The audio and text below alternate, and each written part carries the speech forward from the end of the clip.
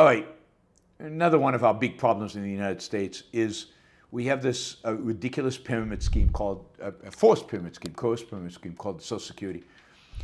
Numbers just came out from about Social Security, and it looks like Social Security will actually go bankrupt 1 year earlier. Instead of 2034, it's going to go bankrupt 2033. Now, what does it mean that it goes bankrupt? Well, as you know, what happens every year is payroll taxes are collected, and then they're used to pay off existing Social Security payments. And if there's anything left, that is given to the government to spend on other stuff. And in exchange for giving it to the government, the Social Security thing gets a bond, a government bond, a government IOU. And in the past, what has happened is the money coming in, particularly when the baby boomers were at the peak employment level, the money coming in was substantially larger than the money going out because the number of retirees was small. So the money going out was small, the money coming in was big, and the surplus was given to the government to spend.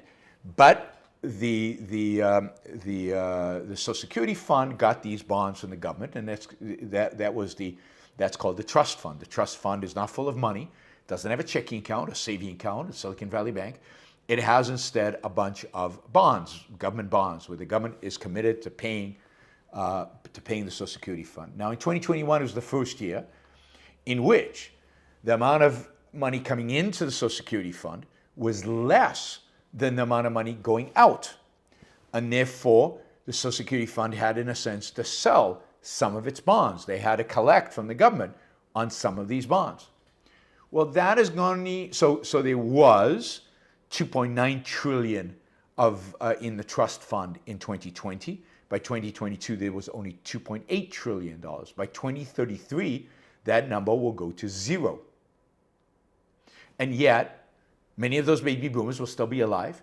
Many of those baby boomers will still be collecting Social Security, me being one of them. And where's the money going to come from? Right? Every year, the amount of money coming in, because of birth rates, because there's so few children, because the economy is growing so slowly, because productivity is advancing so slowly, there's less and less money coming in. Where's the gap going to happen? And by their calculation, the only way to fix this is to reduce Social Security benefits today by 80%. By 20%. So you only get 80% of the money. It's not good for me, but what can you do? So here we have a situation where clearly in 10 years, the system is bankrupt. That is, the amount in the trust fund is zero. The commitments exceed the tax money coming in. So what needs to go out is far bigger than what comes in. Social Security is negative. And put aside Medicare, which the hospital insurance of Medicare runs out in 2031, 3 years. 2 years earlier than Social Security. And, this is where we are.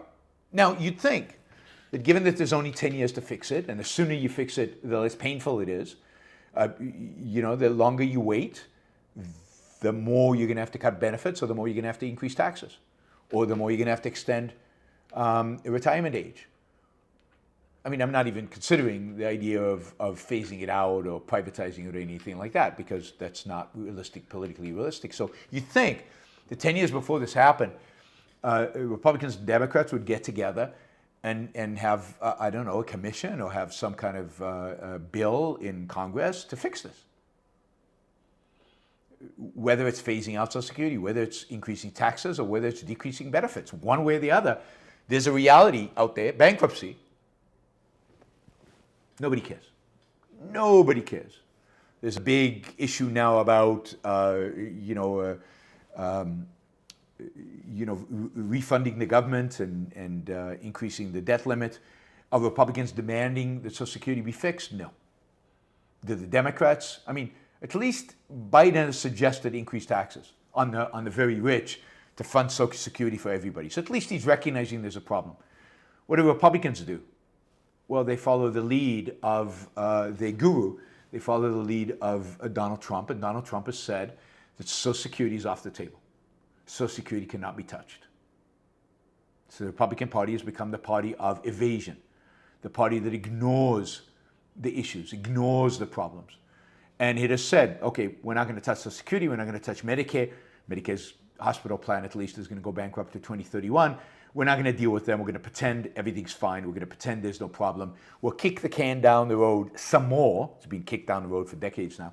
Some more. We're not going to propose any kind of original crazy solutions because Donald Trump doesn't approve. This is the political party you guys get excited about. This is a travesty. You know, at least the opposition party should be the one raising these kind of issues. At least in the days of Paul Ryan, I know he's considered the worst rhino possible. In the days of Paul Ryan, when the Republicans were ran the House of Representatives but didn't have the White House under Obama, Paul Ryan passed some of the best budgets ever. Budgets that shrank spending significantly. Budgets that converted Medicaid into a voucher program. Where is a Republican with the balls, with the guts to take on Social Security and Medicare? Where's Rand Paul right now? Where's anybody in the Republican? Where are these, the Liberty Caucus? Where's the Liberty Caucus? You'd think that they would be concerned about the bankruptcy of the Social Security fund. Nah, nobody cares. Again, nobody cares, just like the CHIP Act. Just squander money, just spend it, just pretend there's no tomorrow, pretend there are no issues, pretend there's no problems, and just keep pretending. Evasion, evasion, evasion, evasion, evasion. Thank you for listening or watching the Yaron Brook Show. If you'd like to support the show, we make it as easy as possible for you to trade with me. You get value from listening, you get value from watching. Show your appreciation. You can do that by going to yaronbrookshow.com/support, by going to Patreon, Subscribestar, Locals, and just making a appropriate contribution on any one of those channels. Also, if you'd like to see the Yaron Brook Show grow, please consider sharing our content and, of course, subscribe. Press that little bell button right down there on YouTube so that you get an announcement when we go live. And for those of you who are already subscribers and those of you who are already supporters of the show, thank you. I very much appreciate it.